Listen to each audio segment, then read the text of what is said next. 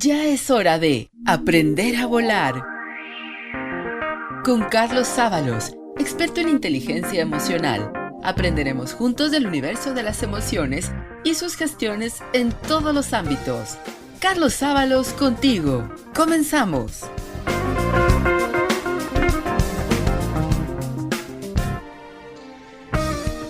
Hola, ¿cómo les va? Una vez más, desde nuestra radio humanista, Ser, Hacer y Tener, nos encontramos en este programa, Aprender a Volar.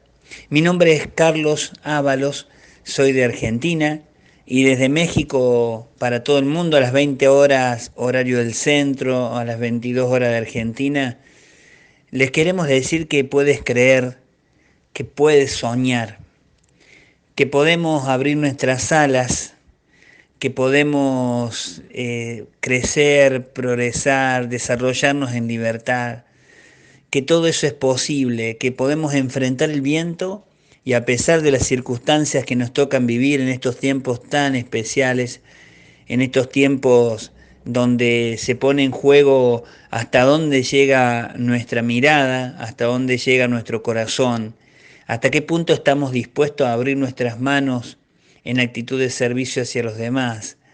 En este tiempo tan especial, te quiero dar la bienvenida a nuestro Aprender a Volar.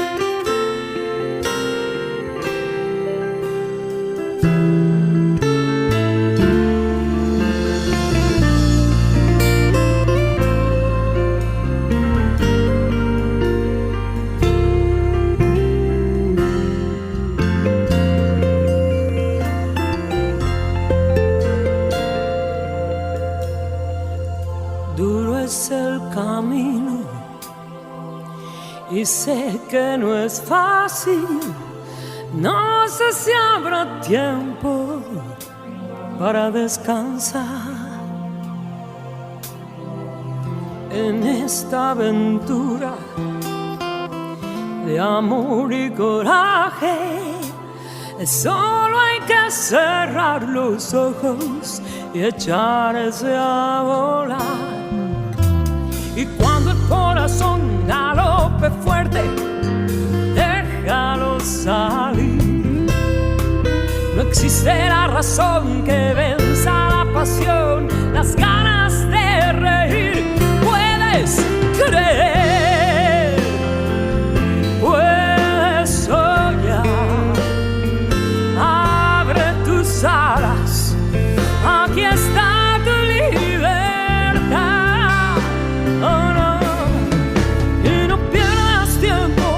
Escucha el viento, canta por lo que vendrá. No es tan difícil que aprendas a volar. No pierdas la fe, no pierdas la calma, aunque a veces este mundo no pide perdón. Grita aunque te duela, llora si hace falta, limpia las heridas que cura el amor. Y cuando el corazón galope fuerte, déjalo salir. No existe la razón que venza la pasión, las ganas de reír. Puedes creer,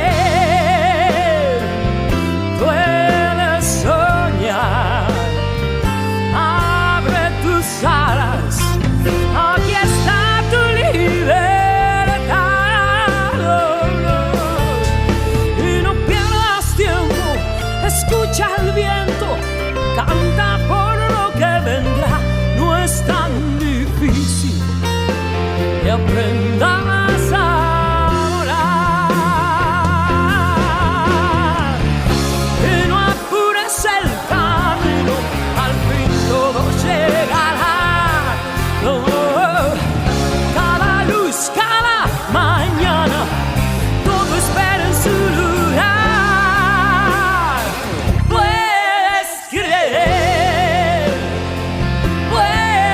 soñar.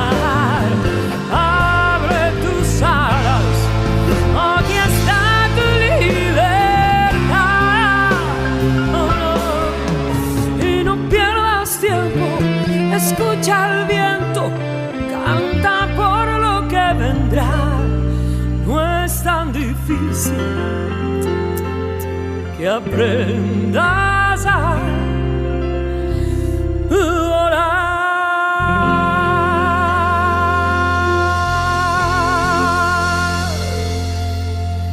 Estamos aquí en Aprender a Volar.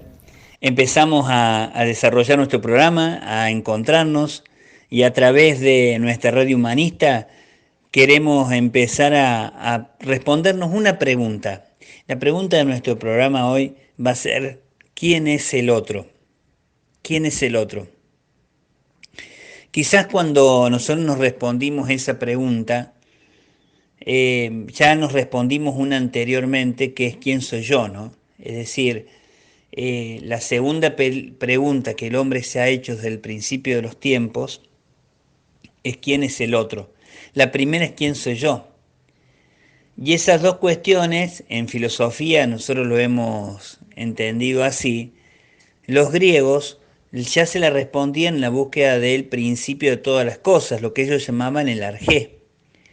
El arjé, el principio, la unidad de la multiplicidad, al decir de ellos, era la verdadera llave de la identidad personal y colectiva.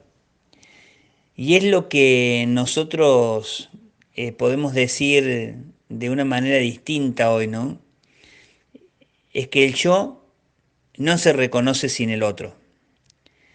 Por eso podemos decir que la unidad, el concepto más profundo de la unidad, está en la conciencia de la diversidad.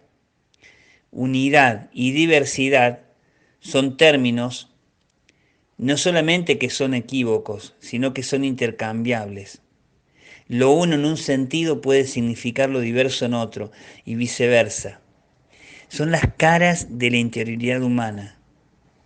Entonces, lo que necesitamos interpretar claramente y adecuadamente, de la mejor manera que podamos, es que el otro de alguna manera me configura, me hace, de alguna manera me da una impronta, me da una manera. Nosotros nacemos de otro y crecemos con el otro.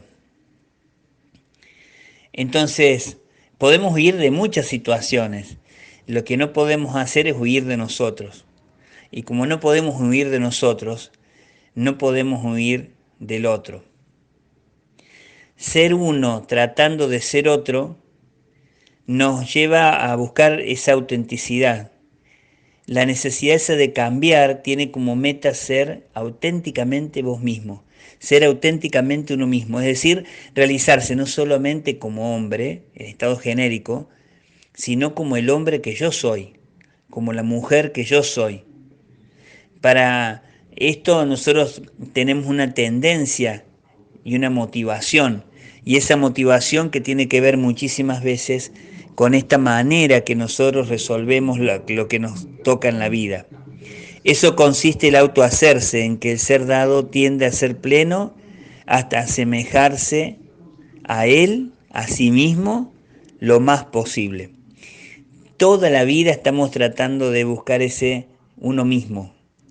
Toda la vida estamos tratando de configurar y de decir, a ver, de qué manera nosotros somos quienes somos.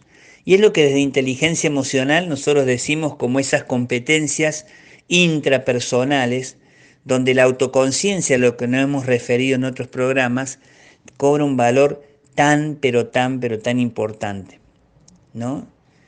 Entonces, yo hoy te invito a una pregunta.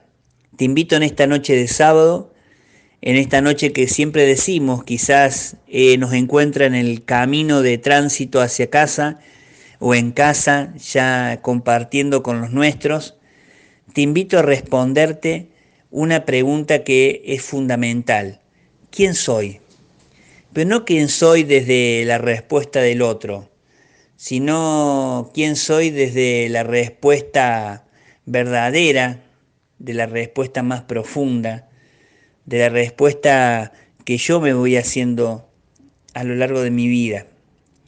Empezar a sentir de que hay algunas cuestiones que me han ido configurando y que las tengo que leer, las tengo que mirar y tengo que reaprender, que tengo que desaprender, que tengo que de alguna manera entender de una manera nueva. Entonces, te invito a que en este momento de encuentro de nuestra programa, de nuestra radio, de esta querida comunidad de ser, hacer y tener, podamos decirnos uno y otra vez, yo soy, y ese soy, ¿responde a lo que quiero ser? ¿En qué punto estoy en ese trayecto? ¿En qué punto estoy en ese encuentro entre lo que soy y lo que quiero hacer? Lo que muchos filósofos contemporáneos han llamado tendencia. En esa tendencia, en esa tensión entre lo que soy y lo que quiero ser. ¿Dónde estoy? Entonces, empezar a hacernos esta pregunta, empezar a respondernos estas cuestiones, nos lleva a otro punto de reflexión. Si lo que soy lo estoy mostrando también. Si esto que soy, de alguna manera los otros tienen posibilidad de encontrarse con eso que soy. Si los demás tienen posibilidad de verse en mis ojos. Si cuando nos encontramos con alguien, en mi sonrisa, en mis gestos, en mis palabras, estoy manifestando de alguna manera lo que soy en profundidad. Esa lectura interna, esa lectura más profunda de lo que yo soy. Entonces, la invitación de este sábado es meternos dentro y empezar a bucear en esta pregunta a la que hemos ido respondiendo a lo largo de estos primeros programas que estamos compartiendo, pero que hoy te invito especialmente a que lo vuelvas a pensar, que lo vuelvas a entender desde esto, ¿no? Es decir, cada uno de nosotros nos respondemos a la vez la pregunta de quién soy cuando nos respondemos a la pregunta de quién es el otro, ¿no? Entonces, hay que tratar de, no es una cuestión hermenéutica ni una cuestión de lingüística simplemente, sino se trata de exprimir al máximo esta realidad tan compleja, tan incompleta, tan llena de preguntas, que es quién soy. Así como soy, va a ser mi vida, porque yo no puedo huir de mí. Entonces, deducir que tratar de ser otra persona de lo que soy, el llegar a ser otra cosa de lo que soy, ser otra persona de la que soy, puede ser una búsqueda de autenticidad, una búsqueda de crecimiento, pero también puede ser una huida. Entonces, nosotros podemos decir aquí esto que es tan interesante y tan profundo, ¿no?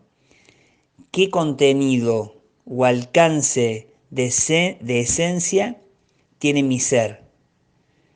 ¿Cuál es el grado de profundidad y el grado de plenitud que yo he llegado a vivir en mí respondiéndome a esta pregunta de quién soy?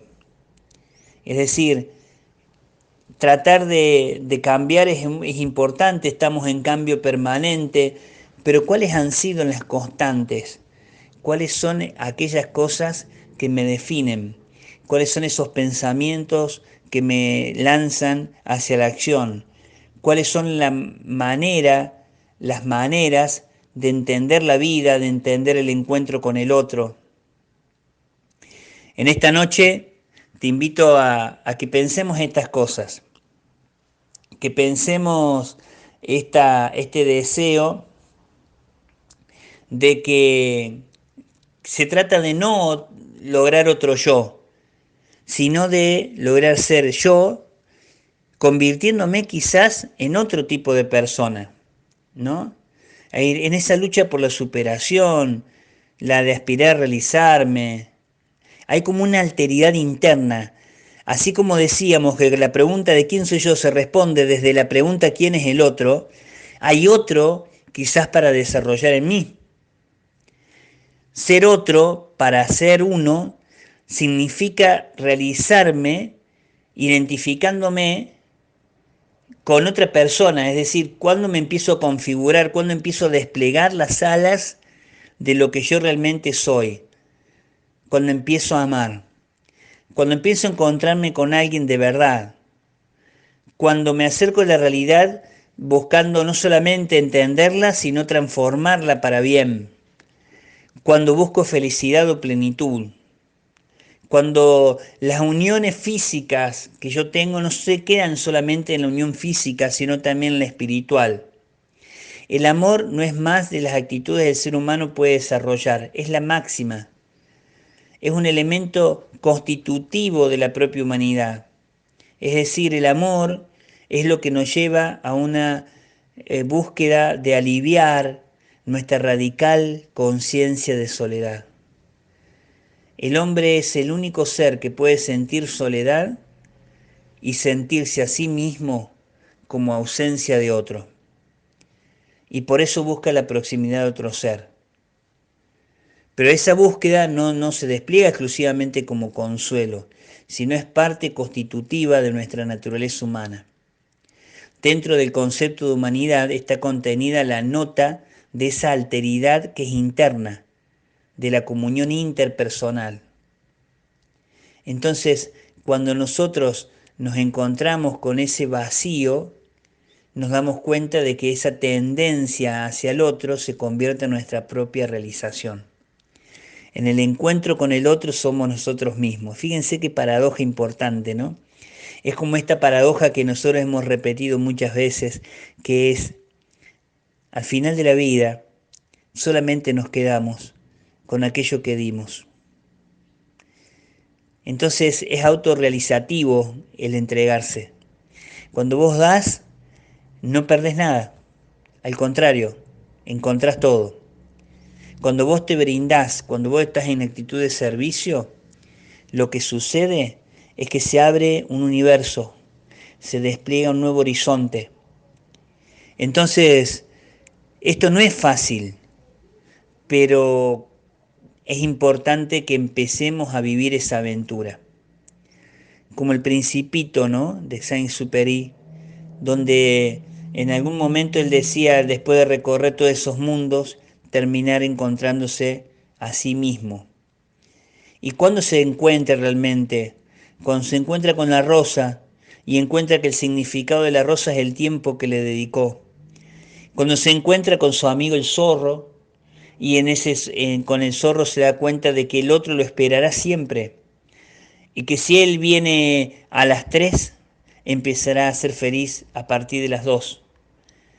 Porque el amar realmente, el encontrarse con el otro, es lo que nos permite estar en red, estar en encuentro, estar intensamente en relación con el otro, más allá de la presencia física. Porque aprendí a vivir con ese otro que vive en mí a través de la definición que yo tengo en el encuentro con el otro que vive fuera de mí. Esto en el mundo de la filosofía, en el mundo del desarrollo de la inteligencia emocional, se ha pensado y repensado y ejercitado muchísimas veces, muchas veces. Pero es importante que nosotros entendamos que es una respuesta existencial, que en algún momento te vas a tener que dar. Quizás no hoy, quizás no mañana, pero en algún momento te vas a parar frente a la vida y te vas a responder quién soy. Y vas a poder responderte a esa pregunta de quién soy cuando puedas responder quién es el otro. Y también retroalimentar esa respuesta de quién es el otro a partir de tu respuesta de quién sos. Y yo ya te puedo decir algo adelantando esa respuesta. ¿Sabes qué sos? Sos muy importante, sos muy valioso, sos muy valiosa. No dejes que los demás te califiquen y que sean los que valoren esta íntima y profunda dignidad. Decítelo vos. Soy importante, soy valioso. ¿Pero por qué soy importante y soy valioso? ¿Por qué soy bello? Porque la belleza está en ser. Yo soy bello porque soy.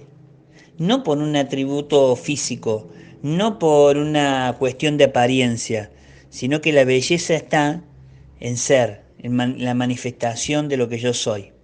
Y esa manifestación de lo que yo soy tiene que ver con la mirada que los demás tienen de mí, pero también con la mirada que yo tengo de los demás. Miren, cuando uno anda por la vida buscando enemigos, cuando uno anda por la vida en continuo conflicto con los demás, en realidad el conflicto más profundo y el conflicto más intenso y necesario de resolver es el conflicto con uno mismo. Mi nombre es Carlos Sábalos desde Argentina, te digo bienvenido si te estás sumando en este momento a nuestro programa desde nuestra radio humanista Ser, Hacer y Tener, desde México para el mundo. Te queremos decir bienvenidos a este programa que espero que lo estés disfrutando personalmente con los tuyos y que realmente nos sirva para poder seguir pensando y repensando algunas cosas que son tan importantes para nuestra vida, para el acontecer, para cada una de las cosas que vamos viviendo a lo largo de nuestra vida. Mira, a mí me hace mucho sentido una historia, esta leyenda de el viaje de Ulises volviendo a su tierra luego de la guerra de Troya, ¿no? Un viaje que dura 10 años.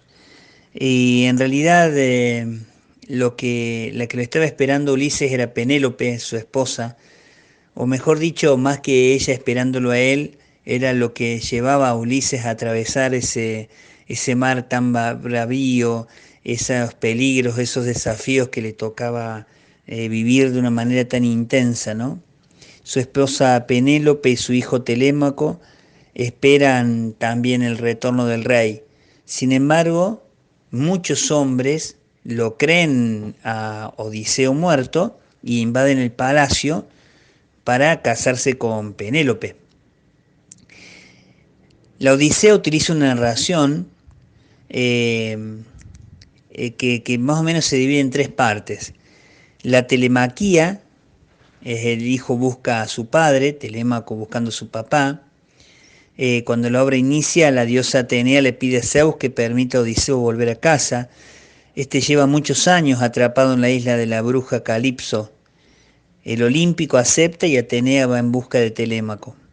Ocultando su verdadera identidad, Atenea convence a Telémaco para que vaya en busca de su padre. El joven deja Ítaca, mientras decenas de pretendientes consumen todos los alimentos del palacio. Telémaco va a llegar a Pilos, donde el rey Néstor lo indica que Agamenón ha muerto y que los demás héroes han vuelto a casa, pero no tiene noticias de Odiseo. El joven príncipe se dirige ahora a Esparta, donde es recibido por el rey Menelao y su esposa Helena, y allí Telémaco descubre que su padre está en la isla de Calipso. Pero Odiseo también regresa a su casa, también regresa a su hogar. Ulises, como hemos llamado, ¿no? Hermes ordena a Calipso liberar a Odiseo, a Ulises, y le construye una balsa y llega a la isla de los Feacios. Allí el rey lo recibe, pero no reconoce. Odiseo se echa a llorar cuando ve en qué se ha convertido esa isla, y a partir de Troya, Odiseo y sus hombres atraviesan muchos infortunios. Cada desembarco significa ver morir a algún compañero. Van llegando a distintas islas y luego se encuentran en una de ellas con unas flores que tienen un raro poder. Las flores estas producen la pérdida de memoria, ¿no? En la isla de los cíclopes se encuentran con estos monstruos de un solo ojo y lo encierran a ellos en una cueva para devorarlos. Fíjense todos los desafíos, ¿no?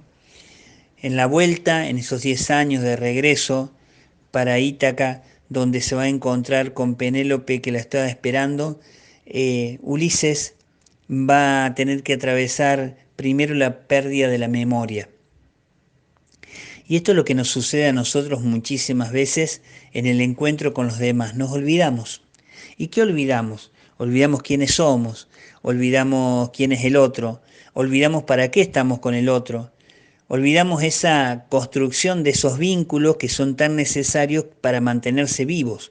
En las relaciones interpersonales, los vínculos necesitan retroalimentarse permanentemente, necesitan de que de alguna manera esté todo el tiempo alimentándolos.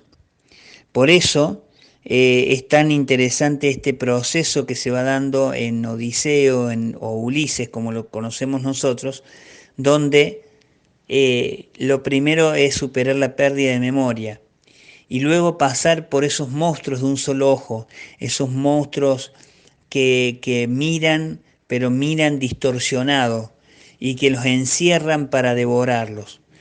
También podríamos pensar en esta noche cuáles son esos monstruos de un solo ojo que nos rodean, cuáles son esas miradas parciales, cuáles son esas monstruosidades que estamos llamados a de alguna manera superar en nosotros, en los demás. Esas cuestiones que hace mucho tiempo que venimos quizás intentando cambiar y no las cambiamos y que se han convertido, les hemos hecho crecer. Esas limitaciones, esas falencias que en lugar de superarlas, las hemos hecho crecer. Entonces, Odiseo más adelante, Ulises, debe descender a los infiernos para encontrarse con un adivino, y el vidente le dice, le profetiza de que va a volver a su hogar. Y después tiene que atravesar Odiseo la isla de las sirenas, que la isla de las sirenas tiene un detalle muy interesante, porque para no dejarse seducir por su canto, le dice a los hombres que le cubran los oídos con cera y que lo aten al mástil de la embarcación. Odiseo puede oír el bellísimo canto de las sirenas y aunque ordena dirigirse a la isla, sus hombres no lo escuchan. Y entonces atraviesan los mares gobernados por las bestias, Escila y Caribis, y llegan a la isla del dios Helios. Los hombres de Odiseo devoran las reses sagradas que habitaban allí. Zeus envía un rayo como castigo y Odiseo queda como único sobreviviente. Más allá de esta leyenda y de las imágenes que usa, termina siendo un proceso personal, termina siendo un proceso de un desafío personal. Cómo nosotros necesitamos tener claridad en quiénes somos, más allá de las circunstancias, que siempre son condicionantes y no limitantes, no determinantes de lo que nosotros somos. Entonces va a ser el héroe, va a ser Ulises el que va a llegar a la isla de Calipso y va a ser retenido 7 años y después termina llegando a su isla de algunos otros infortunios. Es decir, será Ulises el que tendrá esta tarea muy significativa de mostrarnos que lo que hace que uno pueda atravesar los olvidos, que uno pueda atravesar el desencanto, que uno pueda atravesar la mirada parcial, que uno pueda atravesar esos cantos de sirena que nos quitan de nuestro eje, que uno pueda atravesar esas miradas tan llenas de odio, esos infiernos, esos comentarios a veces malintencionados sobre nosotros, esas palabras que nos han dicho desde niños y que nos han hecho tanto daño, esos conceptos, esas estructuras que no nos han dejado ser felices. La única manera es tener a quién ir. La única manera de resolver todos esos infortunios es sabiendo a quién vamos, no a dónde vamos. Decía San Ignacio de Loyola, cuando me levanto a la mañana me pregunto, ¿a dónde voy y para quién? Fíjense qué hermosa pregunta para respondernos en esta noche de sábado. ¿A dónde voy y para quién? ¿A dónde voy? Y voy al trabajo, voy a hacer deporte, voy a preparar la comida, voy a limpiar mi casa, voy a atender a mis hijos. ¿Para quién? ¿Para quién? Porque lo mismo realizado con una respuesta distinta a ese para quién va a tener otras características, va a ser de otra manera, va a tener otro sentido. Entonces nosotros podemos entender de esta manera que lo más hermoso que tenemos en la vida es esos para quienes, para los que vivimos, ¿no?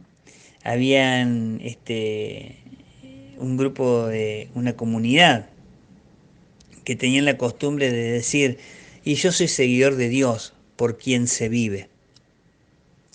Yo soy seguidor del Señor, por quien se vive. Bueno, ¿por quién vivimos nosotros? ¿Cuáles son los por quién? ¿No? ¿Para quién?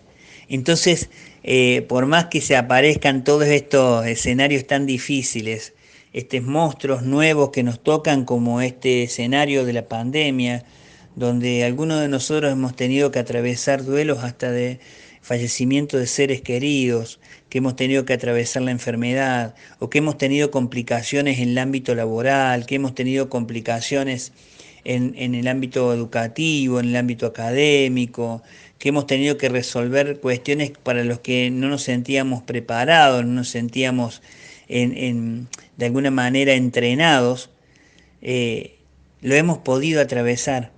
Y si yo antes pude, ¿por qué no voy a poder ahora?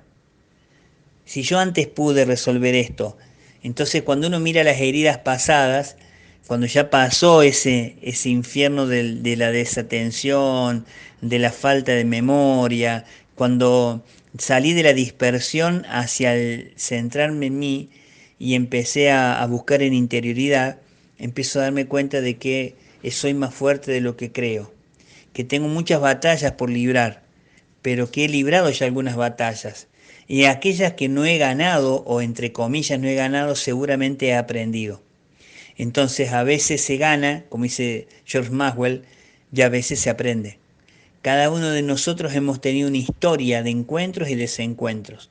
Frente a esas situaciones, nosotros podemos ir capitalizando esa experiencia para las nuevas experiencias que nos esperan. Es muy interesante que en las batallas, que nunca son la batalla final, podamos pensar nuestra vida como ese viaje, ¿no? Todos nosotros tenemos nuestros propios cíclopes, nuestras propias sirenas, nuestras propias bestias marinas que nos tientan y a veces nos impiden conseguir lo que queremos. Y al igual que Odiseo, como decíamos, nos enfrentamos a diferentes dificultades, las superamos y a pesar de todo llegamos a nuestro destino. Epopeyas como la Odisea nos ayudan a entender de que existen problemáticas que superan el paso del tiempo. Es increíble que luego de más de 2000 años nos podamos sentir identificados con las aventuras de este héroe griego. Parece ser que hay mucho todavía por aprender. Y desde México, en nuestra radio Ser, Hacer y Tener, para todo el mundo, aprendiendo a esto de las preguntas existenciales, de quién soy, quién es el otro, y cuáles son las maneras en que tenemos de poder encontrarnos con el otro, que es encontrarnos con nosotros mismos, ¿no? Y estamos hablando de esta emoción y de este sentimiento, que es esa emoción que lleva a completarnos totalmente en nuestra existencia, que es la del amor, ¿no? Y decíamos, siguiendo esta epopeya de Ulises en su vuelta a Ítaca, que en realidad es su vuelta a Penélope, donde se va a encontrar con su esposa, con su hijo. Nosotros también hoy, quizás en este sábado, en esta noche de sábado, estamos volviendo a casa a encontrarnos con los nuestros. ¿Y de qué se trata todo esto? Se trata de toma de decisiones. En la toma de decisiones están jugando continuamente la razón, la emoción. Tomamos decisiones todo el tiempo, no solo aquellas de las cuales por su importancia, por su valor, estamos totalmente conscientes. Por ejemplo, cuando tomamos una decisión de casarnos, de cambiar de trabajo, de elegir un lugar de vacaciones, de comprar algo costoso, sino un sinnúmero de decisiones pequeñas que pasan desapercibidas durante el día. A qué hora levantarse, qué comer, qué beber, ir o no al supermercado, o ir o no a la peluquería, qué ver en la televisión, qué escuchar en la radio, en fin, una decisión tras otra, todo el día. No hay área en nuestra vida que sea más personal, social o laboral que no esté cruzado por esas decisiones constantes y automáticas. De modo sorprendente, cada decisión, por pequeña que parezca, implica una elección, implica unir hacia, poner nuestra nave, poner nuestra barca en dirección a un horizonte, en dirección a un sentido. Y eso es debido a que tenemos la capacidad de pensamiento, es decir, lo primero que se pone en funcionamiento es este pensamiento diciendo a ver qué es lo que vamos a tomar en esa decisión, cuál es la razón que nos lleva a vivir, a buscar esa alternativa. Interpretamos qué decimos desde lo racional, pero esto no es así. Recordemos que no somos seres racionales, sino somos seres emocionales que razonan. La razón es solo una parte del proceso en la toma de decisiones. Muchas veces la menos importante. La otra parte son, como ya podrán ustedes suponer, las emociones y los sentimientos. Es la emoción la que decide. Lo que hace la razón es justificar esa decisión que ya tomamos emocionalmente. La razón complementa la motivación de raíz emocional y busca después los argumentos racionales que lo justifiquen. Es decir, no quiero decir que todas nuestras decisiones sean emocionales, sino lo que quiero remarcar es que la emoción siempre entra en juego en el trámite de las decisiones. Muchas veces conscientes y muchas veces de manera inconsciente. Respetar nuestras emociones entonces resulta muy importante, resulta esencial. Todas nuestras decisiones tienen esa raíz emocional, ¿no? Y esas decisiones tomadas desde ahí, con esa raíz emocional, con esa mirada de profundidad que luego y de justificación que buscamos racionalmente, nos sitúan de un lado o de otro de la vida, del lado humano o del lado de los que usan a los demás, del lado de los que respetan o del lado de los que no respetan, del lado de los que quieren o del lado de los que sirven o se sirven de los demás. Nos pone del lado de los que queremos encontrarnos y valoramos el encuentro con el otro como realmente una riqueza y una posibilidad de retroalimentación tan profunda, o muchas veces también nos pone del lado de los que se llenan, que están buscando todo el tiempo parear ese vacío existencial con cosas. Hay gente tan pobre,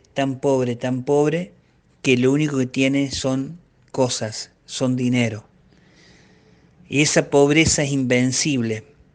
En mi experiencia personal he trabajado muchas veces en lugares muy marginales, en el sentido de socioeconómicamente muy humildes, con muchas carencias. Pero en esos lugares me he encontrado con personas tan valiosas, con personas con miradas luminosas, con palabras profundas, con sentido de la vida. Y muchas veces nos encontramos con personas que no tienen carencias materiales, pero sí tienen esas carencias del corazón. Y lo más triste de esto es que lo ignoran. O muchas veces si se los decimos no lo aceptan. Entonces, a veces decimos hoy que en nuestra familia la única dificultad que tengamos sea económica, que no nos falte el amor, que no nos falte la contención, que no nos falte el encuentro, que no nos falte esto tan importante que es el ser con otros. Pidamos en esta noche de sábado, esa gracia. No sé si tenés fe o no tenés fe, o cuál es tu fe, pero pedíselo a quien vos quieras. Pedítelo vos mismo. Empezá a buscar vos mismo esos caminos de encuentro un poquito más profundo, de una riqueza que no se te escurra de las manos, que no lo coman la polilla ni el tiempo, una riqueza que no se la lleve puesta el óxido, que una riqueza que sea de esas que te llenan el alma y que se hacen presente cada vez más fuerte con el recuerdo. Fíjense cómo podemos encontrarnos con el otro y sentirnos realmente presentes con el otro desde el recuerdo. Ese olorcito a la comida compartida, ese olorcito a la comida de la abuela, quizás hecha desde la pobreza y hecha con los elementos que tenía, pero hecha con tanto cariño, con tanto amor.